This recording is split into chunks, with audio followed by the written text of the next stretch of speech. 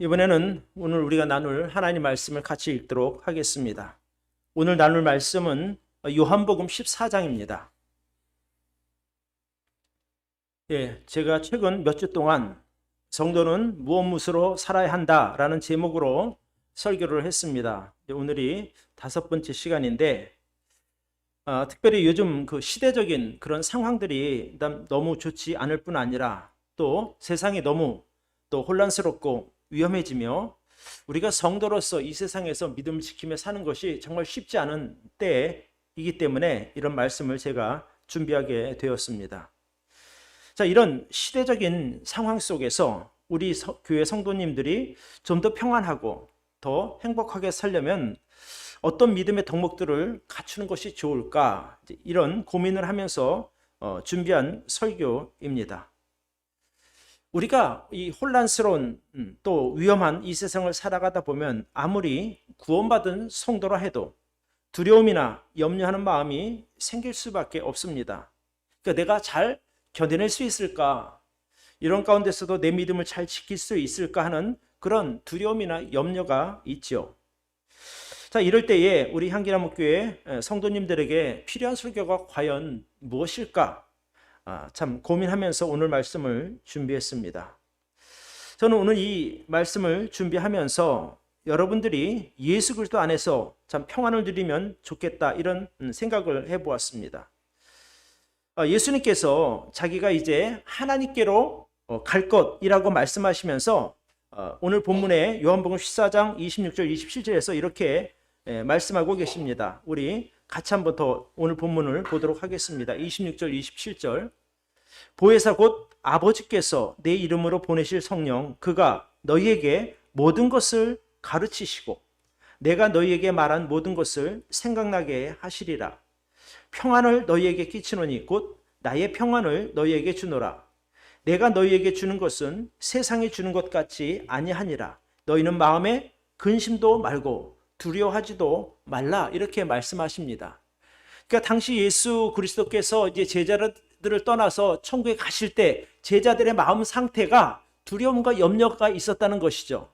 저는 이 시대를 사는 우리들도 마찬가지라고 믿습니다. 참 세상이 어떻게 바뀌게 될지, 내가 정말 믿음을 잘 지키며 이 세상을 편안하게 살아갈지, 그런 염려와 두려움이 분명히 있는 것이 사실입니다. 그래서 저는 오늘 이 설교를 통해서 우리 향기나무교회 성도님들이 정말 그 성령님의 인도하심 안에서 평안을 누리는 삶을 살게 되기를 진심으로 축복합니다. 그런 의미로 오늘 설교 제목을 성도는 성령의 능력으로 살아야 한다, 이렇게 정해 보았습니다. 자, 첫 번째입니다. 우리 구원받은 성도들이 성령의 능력으로 살아가려면 먼저 우리 같이 한번 읽어볼까요? 시작. 성도는 성령에 대한 올바른 개념이 정립되어 있어야 합니다. 신앙이 참 변질되는 이유, 또 많은 사람들이 자기가 알고 있는 믿음대로 살지 못하는 이유는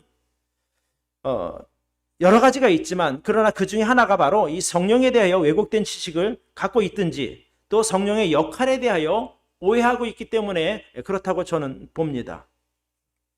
여러분들은 성령 하면, 또 성령 충만하면 가장 먼저 떠오르는 단어가 무엇입니까?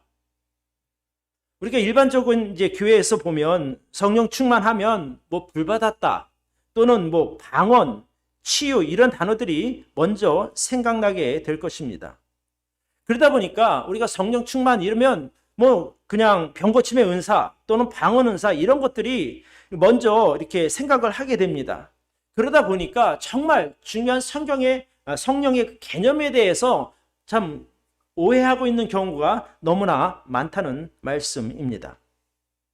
그런 바탕에서 성령에 대해 생각하면 어떤 그 성령의 역사가 기도를 많이 했을 때 나타나는 어떤 현상이나 또는 무슨 환상 같은, 또는 어떤 치유나 연관된 은사 정도로 이해하고 있는 경우가 대부분입니다. 그래서 성령 충만한 사람 하면 방언하는 사람, 이런 식으로 생각을 하는데 문제가 있다는 것이죠.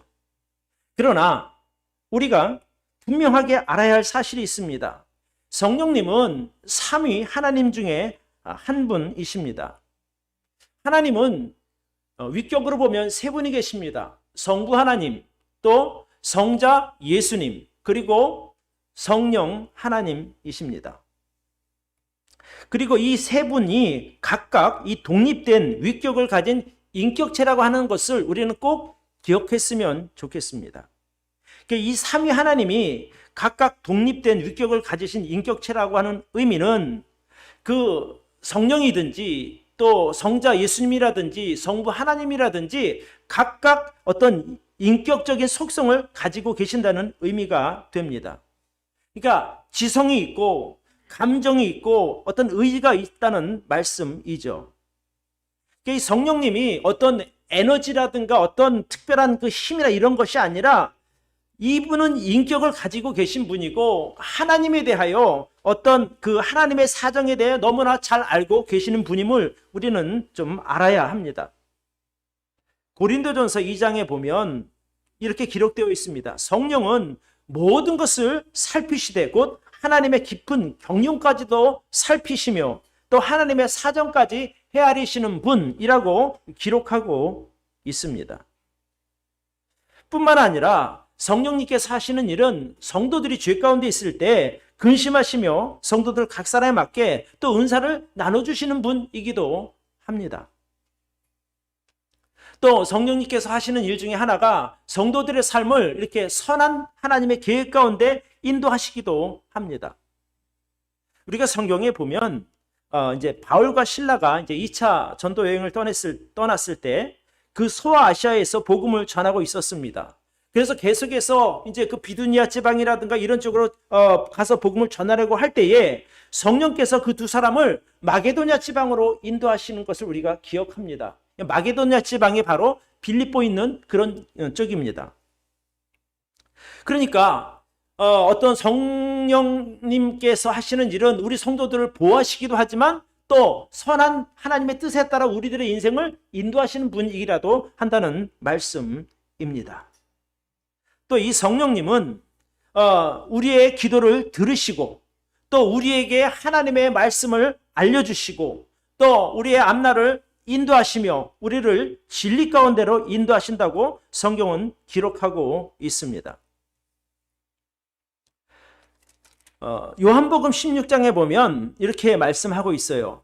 16장 8절에 보면 그가 와서 죄에 대하여 의에 대하여 심판에 대하여 세상을 책망하시리라 이렇게 기록하고 있는데, 그러니까 성령께서는 하나님의 일들, 즉 하나님의 하시는 일들에 대해 우리에게 아주 세세하게 알려주시는 분이기도 합니다. 그럼에도 사람들이 성령 하나님 그러면 마치 자기가 어떤 그 필요에 의해서 아무 때나 불러다 사용할 수 있는 어떤 그 강력한 힘 또는 그런 능력 정도로 생각하니 참으로 안타까운 일이 아닐 수 없습니다. 여러분, 우리 성령님은 구원받은 성도 각 사람 안에서 영원히 내주하십니다. 또 내주하심으로 말미암아 그 사람이 구원받았다고 하는 사실을 영원히 보증해 주시는 역할을 하십니다. 그러니까 성령으로 인쳤다라고 말하죠. 그러니까 성령으로 도장 찍었다는 겁니다. 이 사람은 구원받은 사람이라고 하는 그 표시가 바로 우리 안에 계신 성령의 내주하심입니다. 자, 오늘 본문 요한복음 14장 16절 17절에 우리 같이 한번 보도록 하겠습니다. 우리 같이 한번 읽어볼까요? 14장 16절로 17절 같이 한번 읽읍시다. 시작. 내가 아버지께 구하겠으니 그가 또 다른 보혜사를 너희에게 주사 영원토록 너희와 함께 있게 하시리니 저는 진리의 영이라. 세상은 능히 저를 받지 못하나니 이는 저를 보지도 못하고 알지도 못함이라. 그러나 너희는 저를 아나니 저는 너희와 함께 거하시며 또 너희 속에 계시겠음이라. 이렇게 말씀하시면서 구원받은 성도 안에 성령께서 영원히 내주하신다 이렇게 말씀하고 있습니다. 자, 우리가 이제 이런 면으로 보게 되면 지금도 많은 교회에서 어떤 집회 같은 때 할 때 성도들이 하늘을 향해서 손을 들고 주여 성령을 주시옵소서 막 이렇게 기도하는 것들을 봅니다. 그러니 얼마나 모순입니까? 성경은 분명히 믿는 성도 안에 성령께서 이미 내주하고 계신다고 말씀하고 있는데 무슨 성령을 더 달라고 손을 들고 외치고 있느냐 말입니다. 그러니까 이게 신앙적 이치로 보면 전혀 맞지 않는 것들을 하는 거예요. 그러니까 엉터리 믿음이죠. 사실 이 성령님은 거룩하신 하나님이거든요. 그러면 정말 그 하나님 앞에 죄를 회개하고 정말 의로 딱 인정받은 사람 아니면 성령님 들어갈 수가 없는 거란 말입니다. 죄인에게 성령이 들어오라 하면 그 죄인이 살아남겠습니까? 그러니까 그런 기도하는 사람들은 이게 둘 중에 하나에 속하는 거예요. 그 사람의 마음속에 아직 성령님이 들어오지 않으셨으니 성령님을 들어오시라고 기도하는 것은 반대로 말하면 내가 아직 구원받지 못했다는 얘기거든요. 그러니까 예수 그리스도 앞에 우리가 정말 그 복음을 듣고 죄를 하나님 앞에 회개하고 예수 그리스도를 영접하게 되면 성령께서 들어오신단 말입니다. 그러면 내가 구원받았다고 하면 이미 우리 안에 성령께서 오셨는데 뭘 더 달라 하는 거냐, 이 말씀을 드리고 싶어요. 그렇기 때문에 우리가 하나님에 대하여 또 예수 그리스도에 대하여 그리고 이 성령님에 대하여 올바른 개념을 가지고 있어야만 신앙생활에서 잘못된 곁길로 빠지지 않을 수 있다는 말씀을 드립니다. 오늘 제가 이 성도는 성령의 능력으로 살아야 한다는 주제로 설교하기 전에 먼저 이 성령에 대한 개념적인 부분을 말씀드리는 이유가 바로 있습니다. 요즘에 보면 무슨 신사도 운동 또는 뭐 오순절 계통 믿음 이래갖고 성령에 대한 왜곡된 영향을 받은 사람이 너무나 많은 거예요. 그러니까 영적으로 볼 때 매우 심각한 상태라고 말하지 않을 수가 없습니다. 그래서 이런 배경 설명이 없이 제가 성도는 성령의 능력으로 살아야 한다라고 말씀드리면 보통 사람들은 그럼 내가 방언 은사를 받아야 되나? 이렇게 생각할 수 있는 거예요. 내가 예언의 은사를 받아야 되나? 또 내가 또는 뭐 신유의 은사를 받아야 되나? 이런 잘못된 생각들을 할까봐 미리 제가 그 개념 설명을 하게 된 것입니다. 자, 이제 이것을 바탕으로 깔고, 자, 그러면 왜 우리가 이 시대에 성령의 능력으로 살아야 하는지 그 이유에 대해 같이 보도록 하겠습니다. 자, 두 번째입니다. 같이 한번 읽어볼까요? 시작. 사단이 영적 존재이기 때문에 우리는 성령의 능력으로 살아야 합니다. 여러분, 이 성도의 삶은 사실은 사단과의 영적인 전쟁입니다. 그러니까 그 영물이죠. 타락한 천사, 그 사단과의 그 싸움은 우리 혼자 힘으로 감당하기 어렵다는 거예요. 그렇기 때문에 우리가 이 영체인 사단과의 싸움에서 승리하려면 성령의 능력으로 싸워야만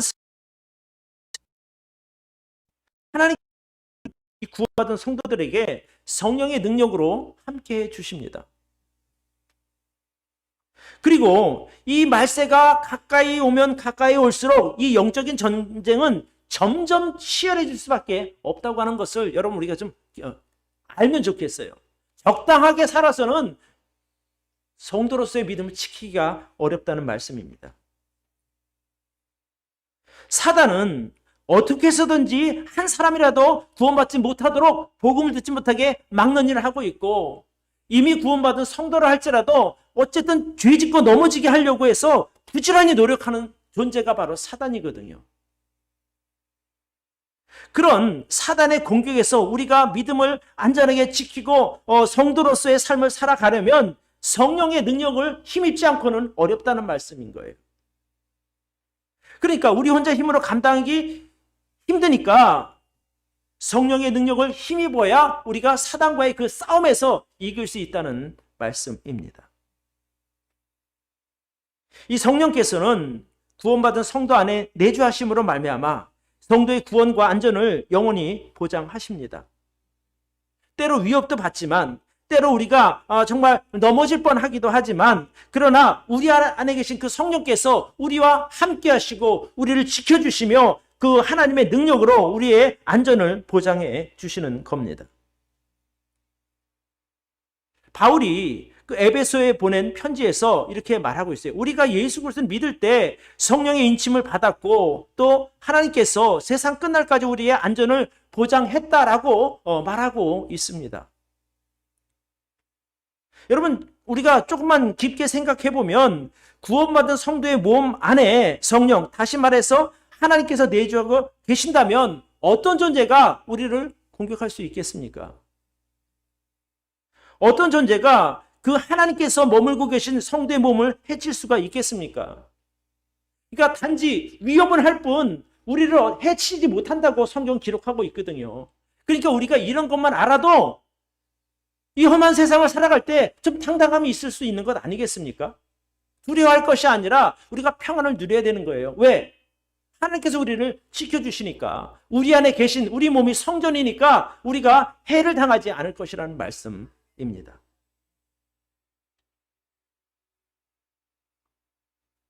그렇기 때문에 하나님께서 참 성전인 성도의 몸을 안전하게 지켜주시는 것은 너무나 당연한 일입니다.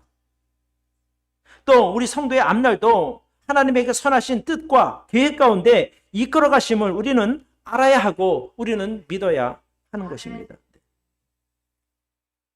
그러니까 종합적으로 말씀을 드리면 우리가 예수 그리스도를 구주로 믿고 또 예수 그리스도를 내 주로 영접하고 구원받았다고 하는 것에는 어마어마한 의미가 담겨 있고 거기에 엄청난 하나님의 능력이 함께하고 있다는 것을 우리가 좀 알았으면 좋겠어요.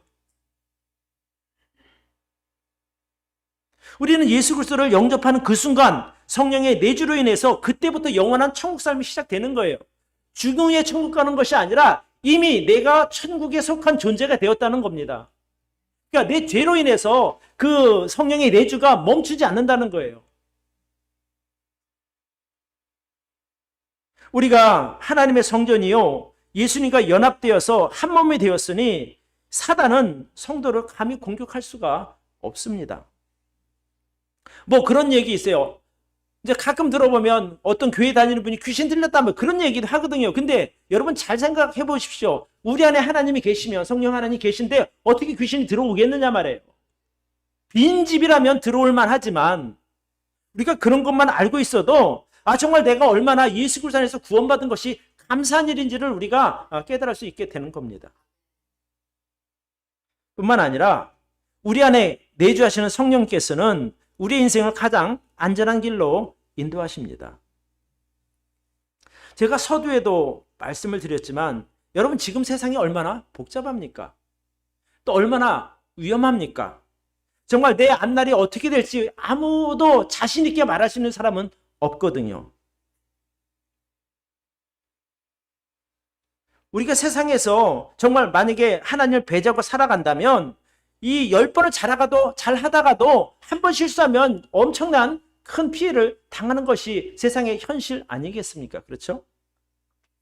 이렇게 내가 이 위험하고 복잡한 세상에서 매일매일 안전하게 살 수 있다는 것이 얼마나 감사한 일인지 몰라요. 그게 어떻게 그런 일이 이루어지는가? 우리 안에 계신 성령님 덕분이라고 저는 믿습니다. 아니 우리가 매일 하루에도 여러 번 위험한 상황을 만나게 되지 않습니까? 그런 상태에서 1년을 안전하게 살 수 있다는 것은 정말 감사한 일이거든요. 그러나 이제 한 해의 마지막 12월에 있는 우리 입장에서 볼 때 지난 그 11개월, 그러니까 12월 초니까 지난 11개월 동안 우리가 안전하게 사는 것이 얼마나 감사한 일이고 그 많은 위험과 그 많은 사고와 정말 그런 세상의 그 악한 사람들 속에서 지금 이 모습으로 여기에 예배에 참석하고 있다는 것은 정말 대단한 일인 거예요. 감사할 일이죠. 내가 그런 위험한 것들을 잘 피해서 여기까지 온 것이 아니라 저는 성령님의 도우심으로 우리가 이 위치에까지 와서 있다고 저는 믿습니다. 그래서 감사해야 되는 겁니다.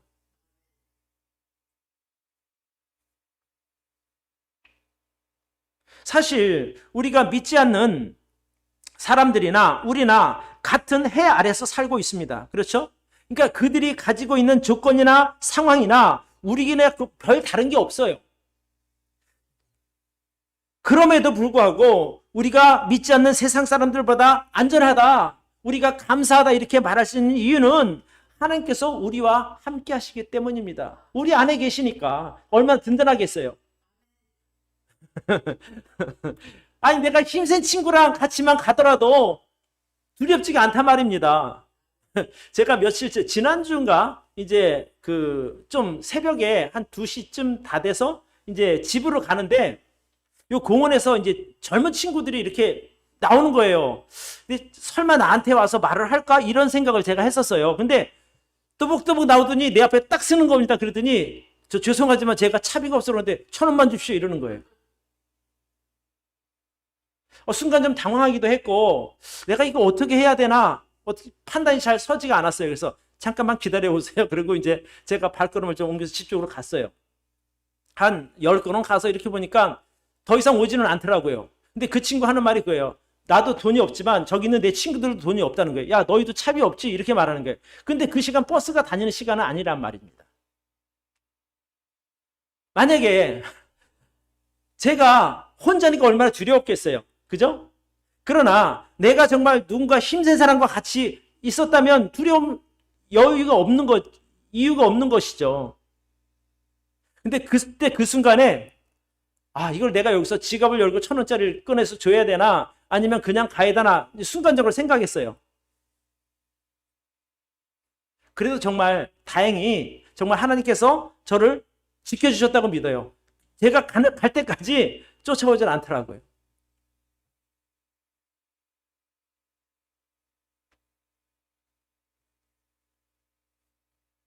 우리가 이 험한 세상에서 안전하게 살아갈 수 있는 근거가 무엇인가? 우리 안에 계신 성령님 덕분입니다. 여러분 사도행전 1장 8절을 같이 좀 띄워주시기 바랍니다. 우리 같이 한번 읽어볼까요? 사도행전 1장 8절 시작. 오직 성령이 너희에게 임하시면 너희가 권능을 받고 예루살렘과 온 유대와 사마리아와 땅끝까지 이르러 내 증인이 되리라고 예수님께서 말씀하셨어요. 자, 그러면 여기에 보면 예수님께서 제자들에게 지상 사명을 주시면서 전제하신 조건이 있어요. 그것을 우리가 좀 눈여겨보면 좋겠는데 내가 아버지께로 가면 성령이 너에게 오실 것이고 그 성령께서 너에게 권능을 주실 것이다. 이렇게 말을 하고 있거든요. 그렇죠? 오직 성령이 너에게 임하시면 너희가 권능을 받을 것이다라는 거예요. 그 힘으로 너희가 복음을 전하라는 거거든요. 그러니까 성령이 우리 안에 오시게 되면 하나님의 능력이 우리와 함께한다고 우리가 믿을 수 있는 겁니다. 그래서 우리가 구원받은 사실이 분명하다면 내가 하나님 앞에 죄를 회개하고 있음을 영접한 사실이 분명하다면 우리 안에 계신 하나님, 우리 안에는 성령님이 계시고 그분으로 인해서 우리가 능력을 덧입혀졌다라고 말할 수 있는 겁니다. 실제로 예수님께서 승천하신 후에 약속대로 하나님께서 성령님을 보내주셨고 그 제자들은 성령의 임재 후에 능력을 받아 그 성령의 능력을 통해서 온 세상에 다니며 복음을 전하게 됩니다. 바울과 실라 같은 경우에 가는 곳마다 여러 가지 어려움이 있었지만 성령께서 그들을 지켜주셨고 또 귀신 들린 사람들의 귀신을 쫓아내었고 그들이 옥에 갇혔을 때도 성령께서 그 바울과 실라를 감옥에서 구출해내는 것을 우리가 잘 알지 않습니까? 그러니까 믿는 성도에게는 성령의 능력이 함께 한다는 말씀이에요. 바울과 실라는 하나님이 구해주시는데 우리는 안 구해주신다. 이것은 아니잖아요. 그때 그 하나님이나 지금 하나님이나 전 동일한 하나님이라고 저는 믿습니다. 그래서 그런 우리가 하나님의 능력을 의지하며 사는 믿음의 사람들이 될 수 있기를 바랍니다. 그러니까 우리가 이 세상을 살아가기 위해서는 사단과 영적 전쟁은 불가피하단 말입니다. 그러니까 우리가 성령의 능력을 의지해야만 우리가 견뎌낼 수 있다는 것을 꼭 기억하시면 좋겠습니다. 자, 세 번째. 그러면 성령의 능력으로 살아갈 때 우리들의 삶은 어떻게 될까? 자, 세 번째입니다. 같이 한번 읽읍시다. 시작. 성령의 능력으로 사는 성도에게는 안전과 평안을 누리게 됩니다. 우리 여러분들은 믿음 생활하면서 개인적으로 어떤 성령의 능력을 좀 경험해 본 적이 있으신지 모르겠어요. 아니면 개인적으로 정말 내가 성령께 내가 내 이런 문제를 의뢰한 적이 있는지 모르겠어요. 제가 방금 전에도 말씀드렸지만 구원받은 성도들에게는 성령님께서 능력으로 함께 하시고 도와주십니다. 여러분 그냥 우리가 좀 단순하게 한번 생각하면 좋겠어요. 이 복잡하고 어렵고 힘든 세상 살아갈 때 내 혼자의 힘으로 살아가는 것과 성령 하나님의 도움을 받아 사는 것 중 어느 것이 좀 수월할까요? 뭐 당연히 무르나 마나 성령 하나님의 도우심을 받는 것이 수월하겠지요. 우리가 구원받은 것이 성도라는 사실이 분명하다면 당연히 하나님께서 주시는 지혜 또는 힘으로 이 세상을 사는 것이 자기 지혜나 힘으로 사는 것보다 훨씬 수월하다고 믿습니다. 그러니까 우리가 믿음 생활을 할 때, 이 세상을 살아갈 때 내가 성령의 능력을 의지하지 않게 되면 결국에는 자기 힘을 의지할 수밖에 없는 거예요. 왜? 성령을 의지하지 않으면 내 힘으로 살아갈 수밖에 없는 것이 현실 아니겠습니까? 그렇죠? 그러니까 자기 힘으로 살아가다 보면 이 문제에 부딪히고 또 자기 혼자 살아가다면 이것 때문에 내가 넘어지게 되고, 그러니까 인생 자체가 버겁게 느껴질 수밖에 없습니다. 왜? 자기 힘이 세상의 힘보다 약하기 때문에 그런 거예요. 당연한 것이죠. 그럼에도 불구하고 사람들이 아둥바둥 하면서 그 없는 자기 힘을 쥐어짜면서 정말 힘겹게 살아가고 있습니다. 그러니까 점점 그렇게 살수록 힘들어진다는 거예요. 인생이.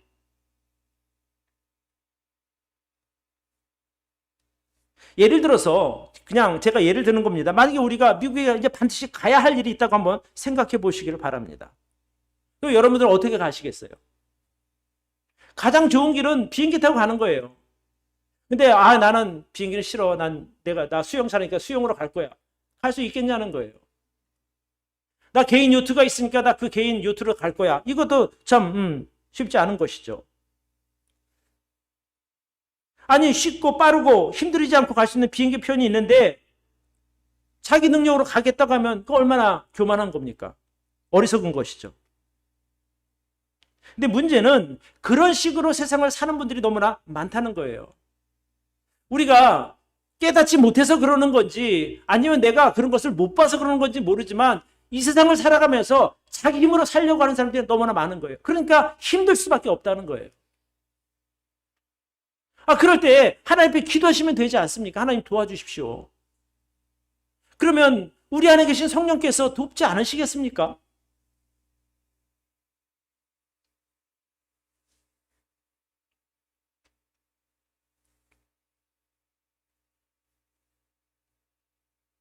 그러니까 우리가 성령의 힘을 의지한다고 하는 것은 내 힘이 아닌 하나님의 도우심으로 살겠다는 선택을 하는 것과 같은 거예요.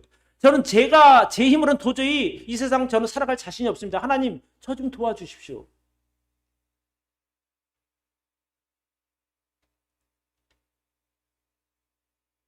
아무리 머리가 좋은 사람이라 할지라도 자기 지혜나 자기 힘으로 살다 보면 실수할 수도 있고 잘못 선택할 수도 있는 것 아니겠습니까?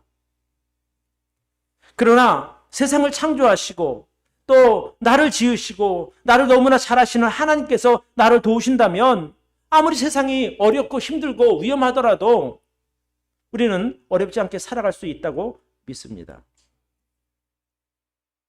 그래서 저는 우리 한계나무교회 성도님들에게 다시 한번 말씀드리고 싶어요. 여러분, 스스로의 힘으로 살려고 애쓰지 말라는 겁니다. 하나님께 도움을 요청하십시오. 사람의 힘은 아무리 열심히 또 아무리 자기가 뛰어난 사람이라 해도 한계가 있는 거예요.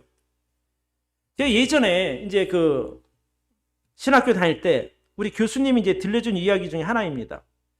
호미와 포크레인 이야기거든요. 그래서 당시 교수님이 그런 말씀을 하셨어요. 자기 힘을 의지하고 사는 사람은 호미 들고 밭을 가는 사람이라고 말씀하셨고, 하나님을 의지하는 성도는 포크레인을 사용하는 사람이라고 이제 비유하시는 거예요. 그러면서 하시는 말씀, 여러분 잘난 척 하지 말라는 거예요. 하나님을 의지하라는 거죠. 여러분의 힘으로 아무리 열심히 해봐야 하루 종일 호미 갖고 밥 매보십시오. 얼마나 파겠는가. 죽을둥살둥 진짜 땀 삐질삐질 흘리면서 온 힘을 다해 땅 파봐야 몇백 평이나 파겠어요. 제가 한번 자료를 찾아봤더니 사람이 하루에 이렇게 땅을 읽을 수 있는 게 한 500평 정도 된다는 거예요. 근데 컴바인 있잖아요. 그걸로 하면 5,000평, 10,000평까지도 가능하다는 거예요. 성능에 따라 다르겠지만. 그러니 내가 하루 종일 한 거 그거 1시간이면 족하다는 거예요. 기계가 하면.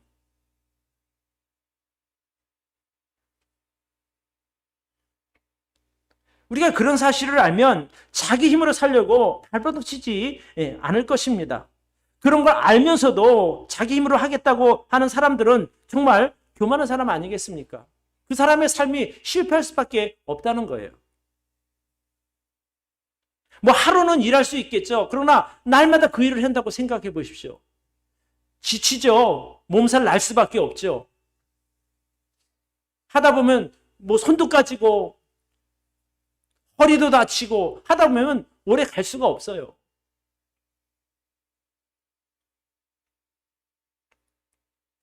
아까도 말씀드렸지만 이 사단은 영적인 존재입니다. 우리의 약점이 무엇인지, 내가 어떤 유혹에 약한지 너무나 잘 알고 있습니다. 그러니까 집요하게 그 부분을 계속해서 공격하고 있는 것이에요. 그럴 때 우리가 성령 의지하지 않냐면요, 순식간에 넘어집니다. 순식간에. 목사님 저도 똑같거든요. 말씀 보지 않고 기도하지 않으면 제가 세상 사람과 다를 게 뭐가 있겠습니까? 죄 지을 수밖에 없는 것이죠. 여러분, 성령님을 의지하시기를 바랍니다. 성령의 능력을 의지함으로 사단과의 전쟁에서 넉넉하게 승리하는 저와 여러분들이 되기를 바랍니다.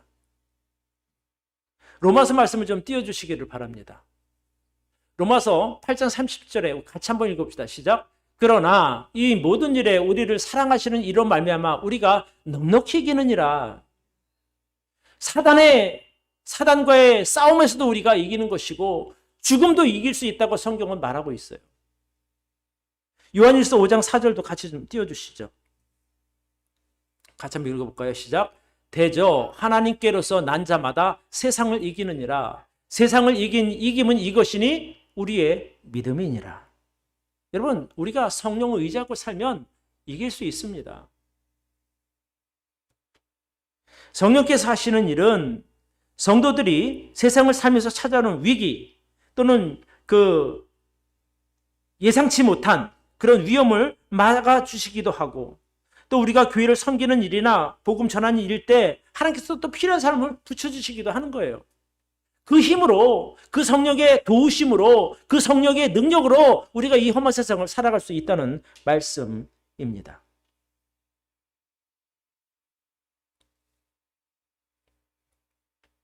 저는 여러분들이 정말 그 하나님의 그 살아계신다고 하는 사실을 분명하게 믿으신다면, 그리고 여러분 안에 성령께서 내주하고 계심을 확신하고 계신다면, 또 여러분을 위한 하나님의 계획이 지극히 선하시고 그것이 가장 옳은 것이라고 믿는다면 여러분 성령님을 의지하시기를 바랍니다. 전적으로. 가끔 주님을 의지하지 마시고 시작부터 끝까지 주님을 의지하신다면 이 험한 세상 그렇게 살아가는 것이 어렵지 않을 것입니다. 그런 삶을 살게 되면 우리의 마음이 평안하지요. 자, 빌립보서 말씀 우리 한 번만 더 읽어봅시다. 빌립보서 4장 6절로 7절.